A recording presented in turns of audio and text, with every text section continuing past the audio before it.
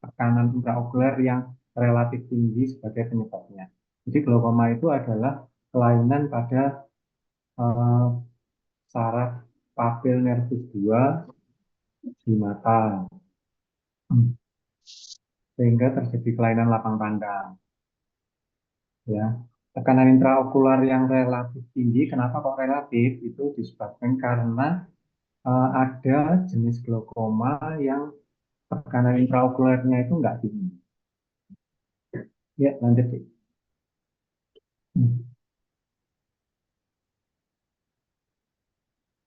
Baik.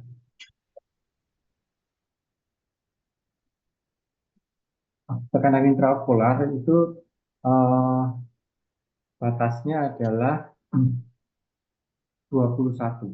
Ya, jadi kalau normalnya itu 8 sampai 21. Jadi kalau lebih dari 21 itu tekanan intraokulernya termasuk tinggi. Ya, ya lanjut ya. Sekarang glaukoma itu penyebabnya adalah karena dinamika humor aquosnya. Humor aquos itu diproduksi epitel badan sini. Lalu dia itu kan di belakang iris ya. Nah itu terus dia jalan ke depan, melewati pupil ke bilik mata depan, dan nanti di uh, aquos humor itu dibuang di trabecular muscle. Ada juga yang di kanal spleen ya. Ada yang juga di uvea sclera. Ya, lanjut ya. Cara pemeriksaan TIO gimana caranya? Caranya menggunakan tonometer aplanasi, kontak atau non kontak. Bisa juga dengan tonometer SIOPS atau juga bisa dengan cara digital. Yang dipelajari waktu skill nanti dengan cara SIOPS dan digital. Ya, ya lanjut. Ini tonometer SIOPS nanti dipelajari pada waktu skill. Ya, lanjut. Kalau secara digital dengan hanya perkiraan aja, ya, dengan jari. Dan nanti juga dipelajari pada waktu skill. Ya, lanjut. Ini adalah papil nervus opticus yang normal itu adalah gambar yang sebelah kiri itu CD rasionya itu 0,2 sampai 0,3. Dengan kalau pada kasus-kasus glaukoma itu CD rasionya melebar menjadi lebih dari 0,5. Ya, lanjut sih. Ini adalah cara pemeriksaan lapang pandang yang dipelajari di skill adalah yang konfrontasi test. Bisa juga dengan komputer, komputer Hambre atau Scopus. Ya. Nah, ciri khasnya adalah penyempitan lapang pandang bagian nasal dan atas. Ya, lanjut dulu. Hmm. Sekarang kita ke kasusnya ya, ke klasifikasi glaukoma ke glaukoma. Glaukoma itu dibagi menjadi beberapa. Yang pertama adalah glaukoma primer, glaukoma sekunder, glaukoma kongenital, dan glaukoma absolut. Glaukoma primer itu ada dua, yaitu sudut terbuka dan sudut tertutup. Bagaimana kita tahu dia terbuka atau tertutup? Itu menggunakan alat pemeriksaan gonioskopi. Ya. Lalu yang glaukoma sekunder ini disebabkan karena penyakit lain, contohnya katarak, uveitis, hipema, lalu rubiosis iridis atau glaukoma neovaskular, atau disebabkan karena banyak mengkonsumsi kortikosteroid. Lalu ada glaukoma kongenital yaitu pada bayi. Lalu glaukoma absolut adalah glaukoma yang visusnya sudah tidak ada, visusnya nol. Ya, lanjut.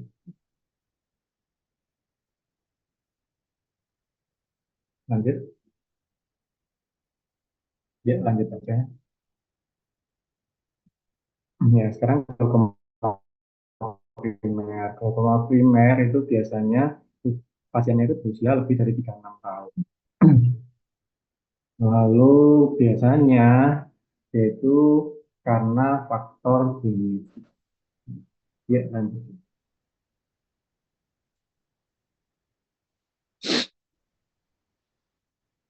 Lalu, glaukoma terbuka itu sifatnya kronis, progresif, biasa aja. Biasanya putih, tapi kelihatannya agak kurang.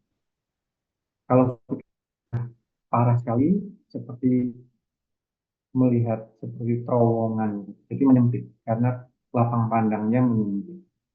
Tanda-tandanya adalah tekanan intraokulernya lebih dari 22. Pakai dominoskopi, sudut terbuka. Pemeriksaan lapang pandang menyempit. Lalu dilihat CD rasio papilarius 2-nya melebar. Ya, ya dan ini adalah uh, CD rasio yang melebar. Ya, gambarnya seperti itu. Ya, lanjut.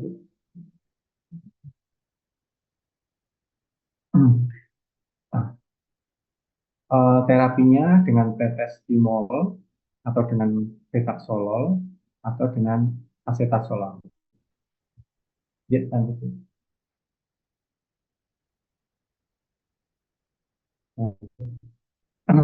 Kalau misalnya obat-obatan sudah tidak bisa lagi, kita gunakan laser trabekuroplasti.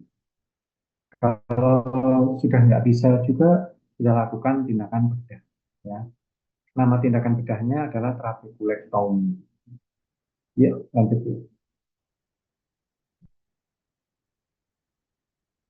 Nah, ini hipertensi okuli. Hipertensi okuli adalah pada waktu kita lakukan pemeriksaan, tekanan intraokulernya itu lebih dari 22. Sudut bilik mata depannya terbuka menggunakan fluoroskopi. Tapi papil nervus 2 optik disnya itu normal. Lapang pandangnya juga normal. Nah, itulah yang disebut hipertensi okuli. Ya, dia lanjut.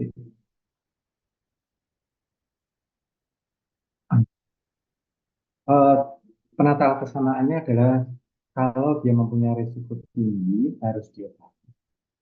Kalau risikonya tidak tinggi, kita evaluasi. Ya. Tinggi itu maksudnya apa? Tekanannya lebih dari 30.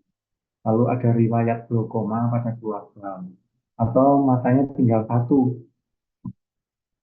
Ada riwayat gula, ada kelainan darah, misalnya hipertensi dan lain-lain. Ada perdarahan pada papil nervus opticus, atau dia miopi tinggi. Ya, lanjut. Ini jenis glaukoma lain lagi, yaitu low tension glaukoma. TiO-nya, tekanan intraokulernya itu kurang dari 20. Sudut bilik mata depan terbuka menggunakan mikroskopi. Papil nervus 2-nya melebar, terjadi penyempitan lapang pandang, tapi TiO-nya kurang dari 20. Itu yang disebut low tension glaucoma atau normotension glaucoma. Ya. Terapinya sama dengan POAG, misalnya kita berikan timolol atau kita solol atau ya biasanya itu atau acetazolamid. Ya, lanjut. Sekarang glaukoma primer sudut tertutup.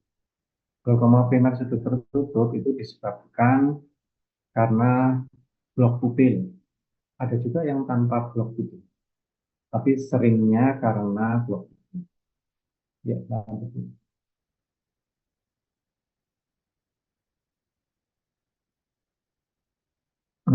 Blok pupil itu faktor predisposisinya adalah sudutnya sempit, bilik mata depannya dangkal, aksial length bola matanya pendek, diameter korneanya kecil. Lalu usianya sudah 40 tahun ke atas. Faktor pencetusnya adalah uh, pupilnya itu mid-midriasis atau terjadi adanya pembengkakan lensa. lensanya maju ke depan, itu juga bisa. Ya, lanjut. Gejalanya matanya terasa nyeri, eh, buram, lalu bisa sampai dengan pusing, mual, dan muntah. Tanda-tandanya tekanan intraokulernya sangat tinggi, matanya merah, PCVI atau nuwun di korneanya udin, lalu bilik mata depannya dangkal, ada flare, terjadi atrofi iris, midriasis. Ya, lanjut. Terapinya adalah eh, operasi, ya. Jadi untuk operasi kita turunkan dulu tekanan. Ya, ya lanjut. Kita turunkan dulu tekanannya dengan glycerin atau acetazolamid ditambah timolol dengan ditambah lagi steroid tetes dan untuk menghilangkan nyeri kita berikan analgesia. Kalau TIO-nya sudah turun, kita lakukan operasi grafik global. Ya, lanjut ya. Kalau yang ini adalah glaukoma sudut tertutup tapi yang kronis. Faktor terjadinya sama dengan glaukoma sudut tertutup, ya. Ada perlekatan sudut bilik mata depan bertahap. Ya, karena bertahap, jadi dia sifatnya eh, bisa dengan gejala atau tanpa gejala, bisa sifatnya jadi perlahan-lahan, ya. Penata laksanaannya adalah operasi. Ya, lanjut. Ini adalah glaukoma sekunder, ya. Kalau yang tadi glaukoma primer, sekarang glaukoma sekunder. Glaukoma sekunder itu disebabkan karena adanya kelainan yang lain, ya. Kalau yang tadi glaukoma primer kebanyakan karena genetik. Kalau yang ini karena penyakit yang lain. Contohnya adanya dislokasi lensa, misalnya terkena trauma, ya. Lalu yang kedua karena katarak. Kalau karena katarak itu ada dua, ada glaukoma vakomorbik dan glaukoma vakolitik.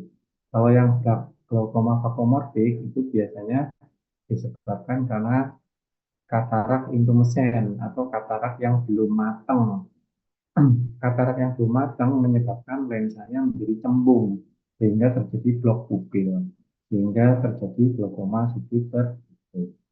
Kalau yang glaukoma vakolitik itu disebabkan karena katarak yang terlalu matang atau hipermatur. Katarak yang terlalu matang atau hipermatur, protein dari lensa akan keluar sehingga terjadi suatu reaksi radang. Nah, ya, sel-sel radangnya itu akan menyumbat sudut trabecular mesbel sehingga aliran aquasumornya menjadi terganggu sehingga terjadilah glaukoma sudut terbuka pakoid. Ya, lanjut. Hipema itu apa? Hipema adalah suatu perdarahan di bilik mata depan atau perdarahan di JOA. Adanya perdarahan, darahnya itu ikut aliran aquasumor menyumbat sehingga menyumbat trabecular mesbel sehingga tekanannya menjadi tinggi. Yang selanjutnya adalah uveitis karena sakit uveitis. Itu ada dua patogenesisnya. Yang pertama adalah seklusi pupil, yaitu terjadi sinitia anterior, sinitia posterior, sehingga menghambat aliran aquasumor dari eh, bilik mata belakang ke bilik mata depan, sehingga irisnya bisa mencembung, sehingga terjadilah glaukoma sudut tertutup. Yang kedua adalah karena sel-sel inflamasi, sel-sel peradangan dari uveitis ikut aliran dari aquasumor sehingga menutup trabecular mesbel di situ, ya, menutup trabecular mesbel. sehingga TO-nya menjadi tinggi. Ya, lanjut. Pemakaian kortikosteroid, pemakaian kortikosteroid, baik itu pemakaian steroid topikal ataupun steroid sistemik itu bisa menyebabkan eh, tekanan intraokuler menjadi tinggi. Eh, Kenapa kok bisa seperti itu? Karena steroid itu merusak radikular muscle. Jadi dia menekan aktivitas fagositosis dari radikular muscle. Yang selanjutnya adalah rubiosis iridis. Rubiosis iridis atau glaukoma neovaskular. Itu terjadi fibrovaskular pada sudut bilik mata depan. Biasanya ini terjadi pada pasien-pasien dengan riwayat gula, riwayat diabetes mellitus. Ya, sehingga kalau pada pasien dengan riwayat diabetes mellitus di bagian belakangnya itu keluarlah yang namanya VEGF. VEGF itu ikut aliran ke depan sehingga pada irisnya itu terjadi neovaskular atau rubus iridis ya. VEGF-nya itu ikut aliran pos sampai ke sudut trabecular muscle sehingga trabecular muscle-nya tertutup oleh neovaskular. Jadinya aliran aquosnya menjadi terhambat sehingga tekanannya menjadi tinggi. Ya, selanjutnya. Oke, selanjutnya adalah neurooftalmologi. Eh, Pada neurooftalmologi, keluhan dari pasien adalah biasanya visusnya menurun. Ya, ya lanjut.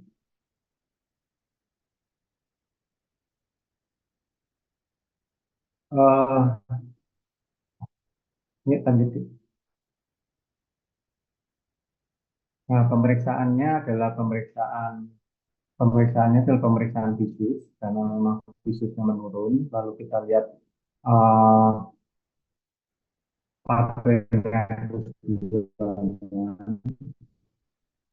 lalu kita periksa lapang pandangnya. Biasanya juga ada penyempitan. Ya lanjut.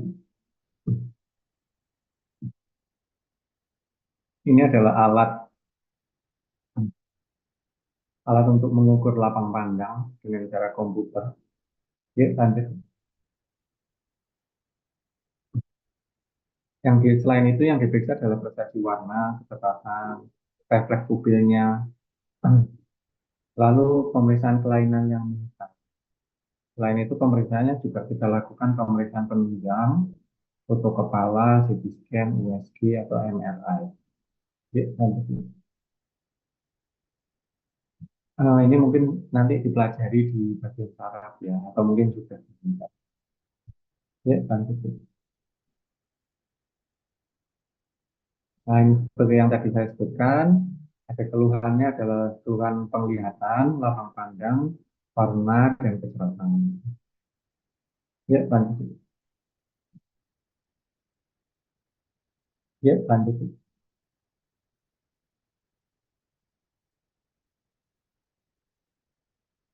Kelainan dari lintasan visual itu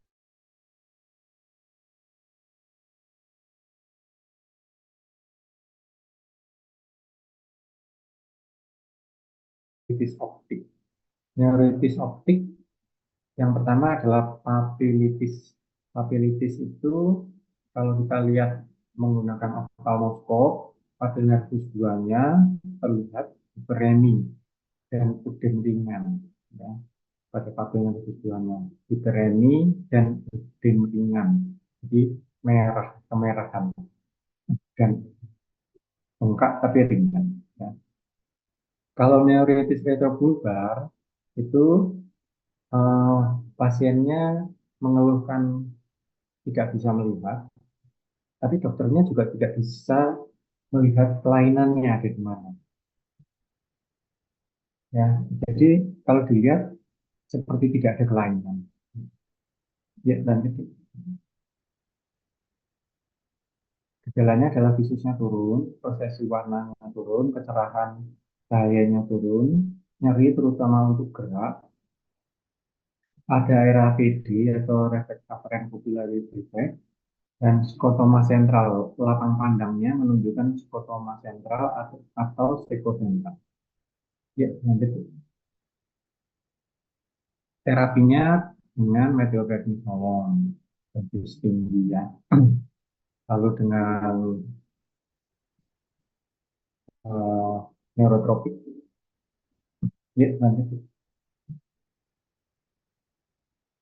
Papiledem, papiledem itu diakibatkan karena kongesi dari diskus aktif, bukan karena peradangan. Itu disebabkan karena akibat peningkatan TIK atau tekanan intrakranial. Ya, lanjut. Etiologinya adalah TIK yang meningkat. Ada, misalnya ada tumor otak, akses otak, perbedaan subdural, dan lain-lainnya. Visusnya turun, ya apa namanya, buram, pandangannya buram. Lapang pandangnya pelebaran bintik utama. Papilnya bengkak, lebih dari 3 D. Pembuluh darahnya kelihatan berbelok-belok, ada perdarahan papil retinal. Terjadinya pada bilateral. Biasanya karena TIK meningkat, terjadi sakit kepala, mual, ya, muntah, ada gangguan kesadaran juga. Ya, lanjut. Pemeriksaannya ada CT scan, lalu kita konsulkan ke bagian saraf biasanya ya, atau ke penyakit dalam. Kita cari sesuai penyebabnya. Kalau dari bagian mata kita berikan acetazolam. Ya, lanjut. Ini adalah gambaran dari uh, papilodem. Jadi tepinya itu batasnya tidak jelas. Pinggiran CD rasionya itu tidak jelas ya, bengkak. Ya, lanjut. Ini adalah sekarang adalah atrofi nervus. Ya, lanjut. Atrofi nervus opticus atau papil atrofi itu ada dua. Yang pertama adalah primer dan sekunder. Yang primer itu pucat, ya putih. Kalau kita lihat nervus opticusnya, lihat putih. Ada batas tegasnya. Nah, kalau dia ada batas tegas, berarti dia tidak didahului oleh papilodem. Kalau atrofi papil yang sekunder itu pucat juga, tapi batasnya kabur. Kalau batasnya kabur, itu berarti didahului oleh papilodem. Ya. Visusnya turun, persepsi warnanya juga turun. Terapinya kita cari penyebabnya. Ya, lanjut. Itu adalah ini adalah gambaran. Jadi papil nervus 2-nya itu pucat. Kalau yang tadi yang di depan tadi kan merah. Nah, ini pucat, putih gitu ya. Nah, batasnya ada yang kalau yang sebelah kiri itu kan tegas, kalau yang kanan itu eh, tidak tegas. Nah, jadi yang ya lanjut, ya lanjut.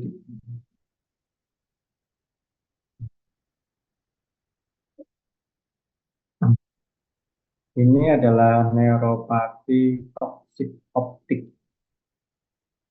toksik optik neuropati.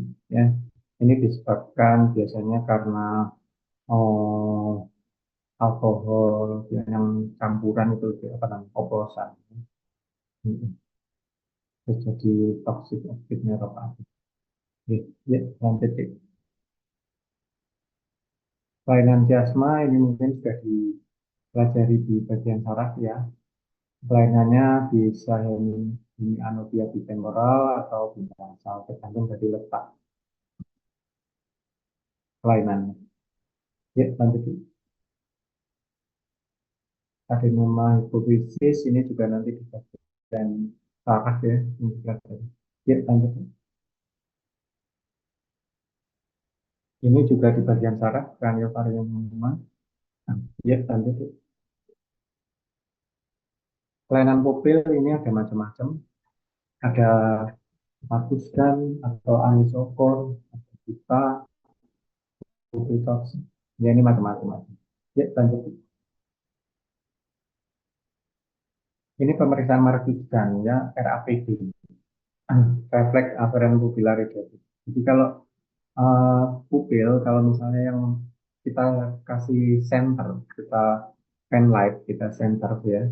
Satu, misalnya yang di center itu mata kanan. Nah, mata yang kiri pupilnya kan ikut mengecil juga.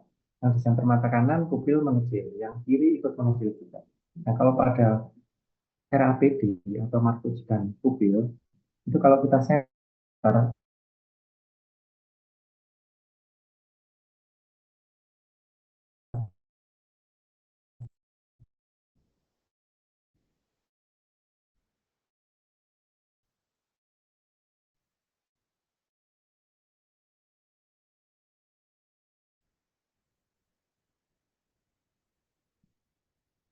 pupil normal kalau pada waktu terang itu diameternya itu 2,5. Kalau gelap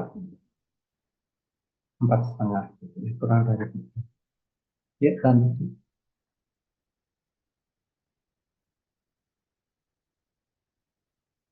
miastenia gravis ini nanti di saraf juga. Ya, lanjut. Lanjut.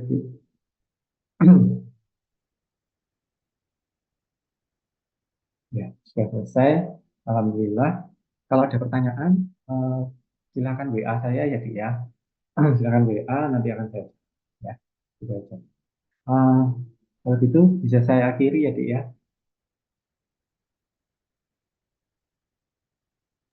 Di dokter. Jadi, yuk, saya pamit ya, Dik ya. Assalamualaikum. Waalaikumsalam. Terima kasih, Waalaikumsalam. dokter. Terima kasih, dokter. Waalaikumsalam, Ada di dokter. Terima Terima kasih, kasih, dokter. dokter.